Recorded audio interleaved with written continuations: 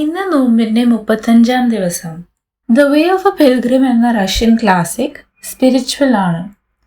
അതിൻ്റെ മലയാളം വിവർത്തനം നടത്തിയത് സ്വാമി സിദ്ധിനാഥാനന്ദയാണ്. ശ്രീരാമകൃഷ്ണ ആശ്രമമാണ് അത് പബ്ലിഷ് ചെയ്തത്.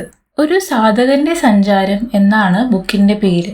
യേശുവിലേക്ക് എത്തിച്ചേരാനുള്ള അന്വേഷണവുമായി ബന്ധപ്പെട്ട് ഒരു തീർത്ഥാടകൻ നടത്തുന്ന യാത്രയാണ് കഥയുടെ സാരാംശം. അദ്ദേഹത്തിന്റെ യാത്രയിൽ അദ്ദേഹം പലരെയും കണ്ടുമുട്ടുന്നുണ്ട്.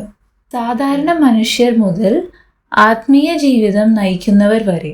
എല്ലാവരിൽ നിന്നും അദ്ദേഹം പലതും പഠിക്കുകയും പരിശീലിക്കുകയും ചെയ്യുന്നുണ്ട്.